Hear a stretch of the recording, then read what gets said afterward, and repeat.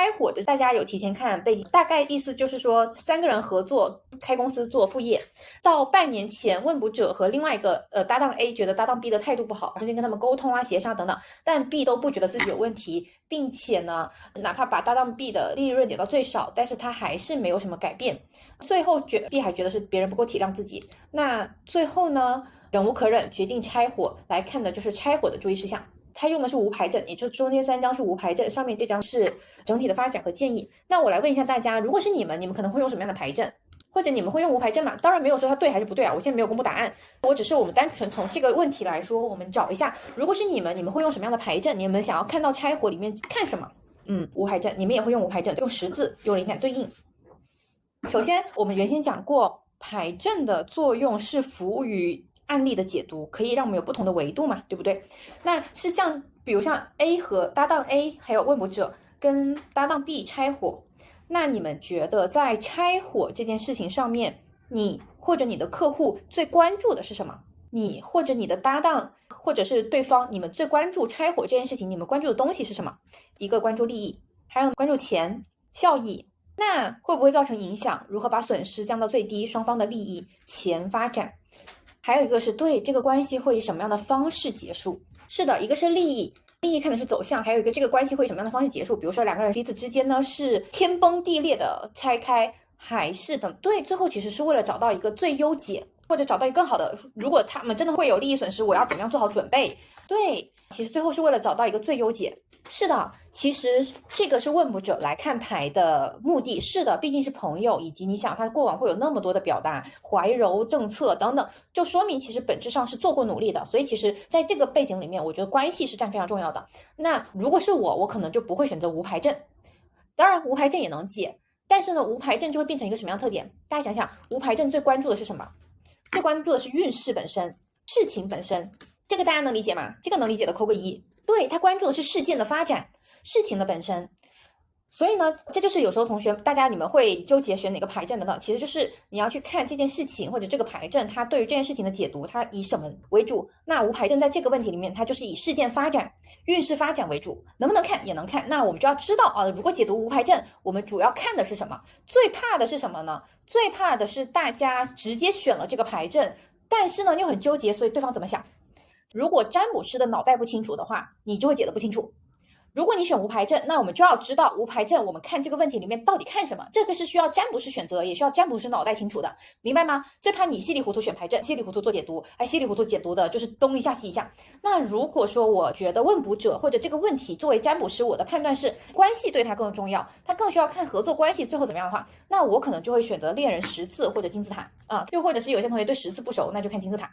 如果是我就会选择这个，因为什么呢？我大概率是会选择十字，是因为恋人十字或者是关系十字对我来说很熟，大家不熟的可以去查一下牌阵，我们后面102、103会讲。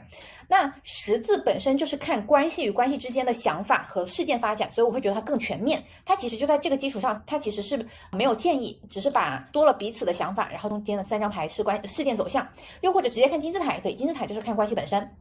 那我觉得关系本身是能看到大家彼此的态度、想法等等的。明白吗？那这个是要问卜者看关系，我一般会了解清楚，其实是有2个方向，这也是一个咨询的技巧吧。像这个同学说的，那我是要问卜者他决定呢，还是占卜师决定？我不知道这大家找我答疑的时候有没有过一个特点，你们找我答疑，尤其是问我营业问题的时候，我不会上来就回答。比如说老师我现在定价定多少合适，那天有个同学给我发了一段定价定多少合适，我不会上来就说你要定88还是188还是288，我一定会先问的是什么呢？我会问的是你现在年纪多大，又或者你身边的目标人群是多大啊？这个人他可能是20多岁30岁不到，又或者这个人是35岁妈妈群体为主，或者是事业女性为主。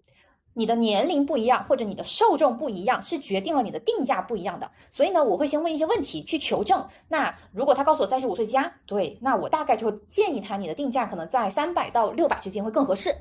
最后我给出这个建议，也是经由我作为占卜师我个人的经验，我会给你做建议和决定。但是呢，我需要对你有所了解。所以如果是我的话，在这样的背景下，我是会问卜者，那你其实希望说你们还是能够和平的结束关系等等，或者你想看关系他自己的到底怎么想，还是你觉得关系对你来说不重要，你就想看会不会有损失？我会去问卜者，问卜者告诉我的答案，用我的经历，我会帮他做牌阵选择。这个我有回答清楚吗？这个能理解的扣个一，而不是直接问问卜者你是要看金字塔还是五牌阵，因为问卜者他听不懂的，问卜者不知道这两者的区别，只有占卜师知道。这个就是我们要过一筛的感觉，所以你们不要觉得说牌阵是问卜者选的，我们先去了解问卜者的需求，之后去做牌阵选择是我们的工作，怕的是你们不去做这一道工作。好，那我们就来看这个案例。那我们在无牌阵的情况下去做这个解读啊。坦白讲，无牌阵解读和金字塔解读这个牌面吧，我觉得还是差别蛮大的。没有解读过注意事项，在解读时会变成解读这件事情带来的影响结果，这样做好不好也没错。全盘无水的提示应该是要怎么给或应不应该给，在这种问题上问卜者的不满已久，而且直接关乎公司利益，这种需要说的明明白白的事，我不可能这段时间还叫问卜者注意团队氛围等等。你看，这就是属于什么？用无牌阵看事件走向，他在关心人的发展。无牌阵看事件走向，但是你看，我们说他在解读的时候，他又关心关系人的想法。大家发现这个 bug 了吗？这就是我们刚刚在解读之前说的，大家发现了这个 bug 吗？我明明要看的是这个事件的走向，你事件走向可能是两个人吵崩了，导致这个事情谈不拢，但绝对不是说看事件走向的时候又去看他到底怎么想的，我们的关系稳不稳定等等。牌阵的不一样，决定了我们看这件事情的方法角度是不一样的。好，这个能理解的扣个一。好，我从解读牌阵中觉得现在不是拆火的好时机，甚至当下的问题也可能不是拆了火就能解决的。可是我又未能从当前的牌阵中为他们提供解决目前困境的办法。在问卜者的角度，他是已经可以做的都做了，不得已才跟朋友说拆火。我觉得如果这样子告诉他我的解读，那是不是就把他最后的可能性都否决了，令他更痛苦？或者我可以再抽一个牌阵，帮他看公司未来发展，给他建议。不对，这就是我说的切入点不对。我们先看灵感切入，应该是需要平衡的角色失足了，应该要自由的角色远行不了，未来发展加建议又是大风大浪，三个可怜兮兮的人，唯一正位还要是钱不够，人亲不齐。这个案例是难的。好，我们来看这个案例。因为我们要回到问题本身，这个人问的是拆火运势，就单纯来说，他想看的就是拆火顺不顺利嘛。大家看牌面，你们觉得拆的顺利吗？拆的顺利吗？不顺。好，不顺。那有些同学说顺，你们知道为什么拆的不顺，但是能拆太顺利？不顺，但是呢，对，不愉快，已经有吵架了吧？没有办法和平分。是的，他的不顺主要在于不能和平，但是不能和平的点在哪里？所以这就是我们说的，任何时候无论案例多难，回到基本功。我问大家，这三张牌里面，如果我们要抓重点，抓什么牌？这三张牌里面抓重点，或者四张牌吧，看起来除了没有水元素以外，抓重点抓什么？抓谁？对，抓大牌。大牌又是两张，对不对？两张大牌又都是逆位。我问大家，这两张逆位的大牌，如果让你们总结他们的共同点，你们的感受，你们会看到什么？会有什么样的感受，或者什么样的共同特点？自我、拧巴、不自洽、空。是的，这两张大牌非常的虚，空不落地。大家能理解什么是空不落地吗？无序也是对的。我们说过，愚人是一张数字零，并且呢是一张非常的散的天王星嘛，东一下西一下，非常的就想到什么说什么，非常空的一张牌。节制呢又是木星的能量，它就更空了。两张大牌又都是逆位，都是非常空的情况下，你会发现他们在拆火这件事情上面会有个最大的特点，就是拆都拆不到细节。这个大家能理解吗？我就问你们啊，都是做公司经营副业这件事情上面，他们拆火要拆啥呀？拆钱？拆股份？对，还是要拆什么？大家想想，拆钱、拆股份还要拆什么？还是要拆什么？拆时间啊，拆利益。可是他已经把他东西降到最低了呀，怎么分？你希望他完全退出吗？你觉得整个公司发展是因为 B 这个人导致业务发展不行，对不对？那他是直接拆走，还是你要找个人来替他？你会发现这三张牌有个最大的特点，就是非常的空，非常的散。就这两张牌，这个大家能理解到吗？愚人是风元素，节制是火元素，风风火火的，而且都是大牌，都是非常空的、理想的、大方向的。他就是不行，他的心力不够，因为他公司发展不好。到底哪里不好？细节差在哪里？要拆的话怎么拆？我觉得这组牌拆火运势他是看不出来的，他没讲明白。这个大家能理解吗？因为我们问拆火运势，我们就单纯看拆火嘛。好，这个能理解的扣个一。所以我们看的只是运势本身，也就是说发展来说，他们最后拆火都是拆到一个我觉得不知道在讲什么的一个状态，就是讲一些空的大的，我们原先是朋友，后面又一起经营，但是呢你心里怎么样？可是都是很空的很大的范围。这两张牌最大的特点就是空和大，不落地的，没有细节式的，不详细，也没有针对性的执行的建议。所以呢，当你抓住这两张大牌的运势的时候，你就会发现，我觉得不只是 B 的问题。你说问卜者有没有问题？他有的，他想不清，他没有聚焦。这个大家能理解吗？并且呢，这2张牌也确实前面有同学说自我啊等等都是有这个特质，愚人牌再加上火元素的，是的，所以你就会发现说他们整个拆伙就是不顺，不顺在哪里？不顺在这里，不顺在他们都没有去把到底要拆什么等等这些说清楚说明白，而是一种感觉，一种大方向的感觉，就是我要跟他拆伙。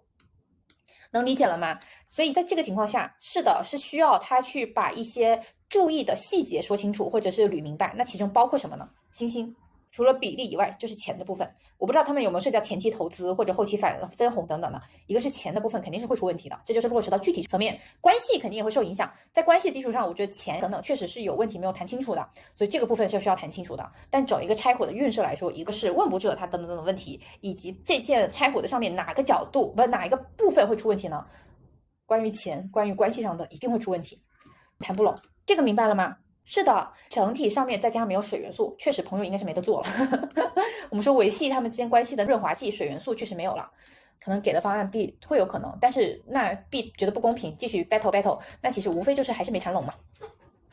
所以呢，我觉得从这个无牌阵来说，是的，确实是拆伙的都不只是注意事项，拆伙的运势不顺，然后不顺里面的原因有问卜者和他搭档 A 的原因，也有搭档 B的原因。搭档 B 的原因就是我觉得他对于钱等等他是不满意的，以及关系上面确实是没有办法做朋友了。只是说如果想要更和平一点，因为这2张牌还是能感受到相对和平，这个大家能感受到吗？相对和平这个大家能感受到吗？这2张牌的相对和平能感受到的扣个1，不懂的提问。为什么我们说节制也是有一种 peace and love 的感觉？那愚人他也不是一个就很喜欢跟人起冲突的一个状态。当2张牌是逆位的时候，也不代表说逆位就是不平和要吵架，对吧？还是有相对和平的。所以我可能会给的就是还是有可以相对和平结束的方法，但是在钱这件事情上面还是要多注意，以及说一些利益分配上面，否则因为这个部分容易打破这种和平等等等等。是的，底色不变，这是这3张牌的发展。然后呢，也会告诉问卜者，我觉得你们说要拆伙，具体拆什么，怎么拆，还是要详细一点，跟你的搭档 A 说清楚，否则你把公司上所有运营的不好都归咎于搭档 B， 我觉得是对他来说也不太公平的，明白了吧？是的，是这么去做这个解读的。然后呢，整体的发展和建议，宝剑6逆位，刚刚是前面谁说也是这个同学，其实他的思路有个点是对的，就是他看到的是什么？他看到是即便不是因为 B， 他也会觉得说好像发展也不是特别好。我也会觉得，就算不是 B， 可能整体发展也不是特别好。宝剑6有几个人，大家还记得吗？宝剑6有几个人，大家还记得吗？3个人，是的。分工不明确，是的，分工。然后呢，沟通上的阻碍以及大环境，我不知道这个背景他们是做什么样的副业啊，但是一个是我觉得他们整个做的这个事情是有受到大环境的影响的。我们在讲宝剑6逆位的时候也讲过，这艘船前进不了，确实有受到风浪的影响，环境的影响，大家还记得吗？所以我觉得大环境上对他们的影响肯定还是有的，就可能他们做这件事情或这个时机也不是那么好，这就是为什么说即便不是 B， 可能他们发展也不会那么顺。另外一个呢，就是3个人的合伙确实是分工不明确，大家一艘船上各自有各自的想法嘛，所以我觉得我也会告诉问卜者，虽然是要拆伙等等，但是我觉得在这里面也确实会有你们彼此之间沟通的不顺畅或者分工不明确的点。宝剑6分工不明确，本质上是它是风元素，风元素也会有理性分配的感觉，而且呢，宝剑6本身我们说正位的时候，大家确实是一艘船上的。大家对齐心协力的状态的，可是当他逆位的时候，就是大家都会觉得自己是那个不够安全的，或者自己是那个有可能会掉船的一个状态。团队合作关系中，而且画面又是3个人，确实会很容易有这种这份工作应该你做的你没做好。所以其实你会看到背景的时候，他们是有很明显的责怪的，散播了彼此的谣言，也有可能啊，风元素也有可能啊。可是坦白讲，因为加上愚人逆位确实有可能，但是坦白讲。那这是要看背景，比如他们还有其他共同圈子啊等等的，否则如果不是做互联网的话，谣言好像也不是很重要。第三方协调，他们已经有3个人，我如果平时我会建议说找第三方协调，可是在已经有3个人的情况下，我觉得再找第4方进来介入，我觉得没有什么必要，所以我会让他把该说的或者是该明确清楚。我觉得宝剑6逆位，我会在这里取的其实是风元素逆位，就是沟通上面的不明确不清晰。如果是我啊，但大家有可以不同的建议，因为我觉得已经是3个人了，已经够复杂了。对，如果在这个时候再用宝剑6说你要再请一个人去做你们中间调和，我就觉得有点 too much 了，明白吗？所以我就觉得说本质上是他们自己3个人之间的沟通方式也出现问题，不完全是 B 的态度问题。是的，是的。好，这个思路大家能理解吗？然后呢，有思路大方向上或者是等等，有对的吗？有的扣个1。我们看一下这个同学的解读，公司架构拆伙后整体发展的规划，资金的重新调动，家居动荡是对的，节制所有所代表中知道和平的局面随着在拆毁这件事情上可能不太乐观，忽略一些对忽略细节。另外一方面，节制逆位也是揭示了公司表面和平实则。哎，这个很对，这是哪个同学啊？加个鸡腿，思路很清晰。然后呢，没心没肺的角色，问卜者在这件事情上面，对，你看计划不周详，两个风风火火又距离表达。解得很好啊，一直存在人际分工、资源等呈现，但未能够彻底解决问题，没有凝聚力不足。哎，其实大方向是对的，这个同学整体的大方向是对的，我觉得解则完全没有毛病。就是然后再给明确的注意事项，明确注意事项就是我说的，一个是我觉得你们真的要拆伙，要把拆伙的细节等等聊清楚，其实是分析完之后，最后再给总结建议，明白了吗？好，这个案例大家看一下有什么问题？这个是难的，这个案例我觉得是难的，如果是我也不会拿上来马上就解读。有什么问题？没有的话我们就过啦。